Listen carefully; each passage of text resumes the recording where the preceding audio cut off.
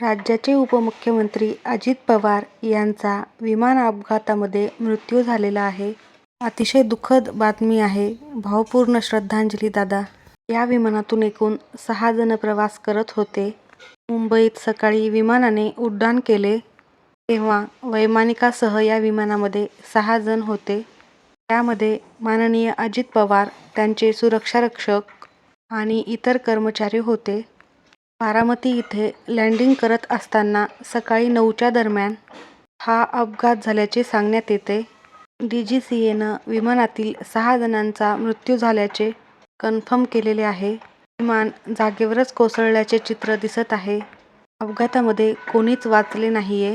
नेमका हा अपघात कसा झाला हे अद्याप पुढे आलेलं नाहीये. पण या अपघातात अजित पवारांचा जागीच मृत्यू झालेला आहे. ही बातमी ऐकून खूप वाईट वाटलेले आहे. जिल्हा परिषद निवडणुकाच्या पार्श्वभूमीवर अजितदादा हे सभेसाठी बारामतीला आले होते. या अपघातग्रस्त ठिकाणाचा व्हिडिओ समोर आलेला आहे. या अपघातामध्ये काही जण जखमी झाल्याची माहिती देखील समोर आलेली आहे. अजित पवार यांचे PA आणि काही जवळचे लोक सोबत असल्याचे समजत आहे. लँडिंग करताना या विमानाला अपघात झालेला आहे.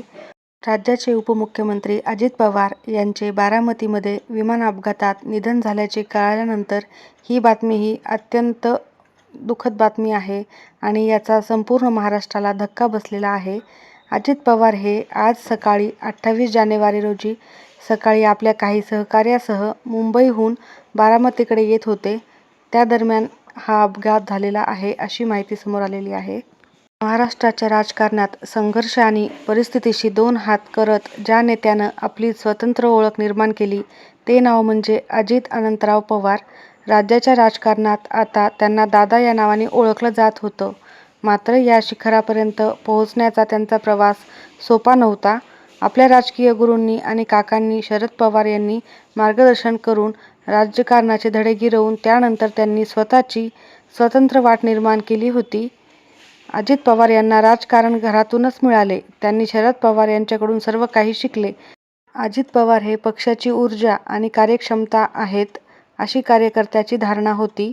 विकास, प्रशासनावरील पकड आणि जलद निर्णय घेण्याची क्षमता ही गुणांमुळे ते राज्यातील एक प्रभावी नेते होते.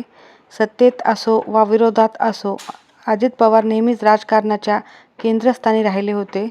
महाराष्ट्राच्या राजकारणात मोठी घडामोड घडली आहे. जिल्हा परिषद निवडणुकीच्या पार्श्वभूमीवर प्रचार सभा घेण्यासाठी अजित पवार मुंबईहून बारामती येथे जात होते. सकाळी 8:45 बारामती विमानतळावर उतरताना अजित पवार यांच्या विमानाचा भीषण अपघात झाला. या अपघातानंतर विमानाला मोठी आग लागली. यात उपमुख्यमंत्री अजित पवार यांच्यासह 5 जणांचा मृत्यू झाला. अजित पवार यांच्या अपघाती निधनाची बातमी कळताच बारामतीत कार्यकर्त्यांची मोठी गर्दी झाली. शरद पवार मुंबईतील निवासस्थानाहून बारामतीकडे निघालेत. सुप्रिया सुळे आणि अजित पवार यांच्या पत्नी सुनेत्रा पवार दिल्लीत होते. ही बातमी समजतात ते तिघे जण तात्काळ बारामती येथे जाण्यासाठी निघाले. राष्ट्रवादी काँग्रेसच्या अनेक नेत्यांना अश्रू अनावर झाले. पंतप्रधान नरेंद्र मोदी आणि केंद्रीय गृहमंत्री अमित शहा या दोघांनीही महाराष्ट्राचे मुख्यमंत्री देवेंद्र फडणवीस यांच्याशी संपर्क साधून बारामती येथील विमान अपघाताबद्दल माहिती घेतली.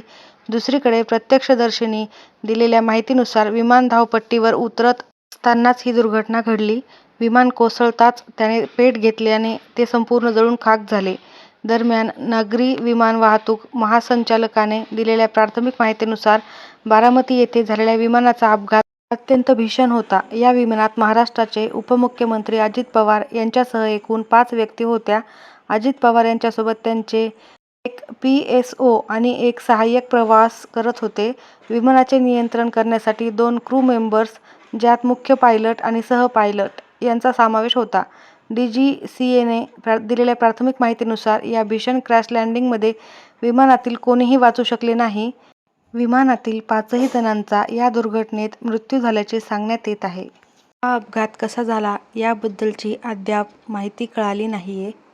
भावपूर्ण श्रद्धांजली.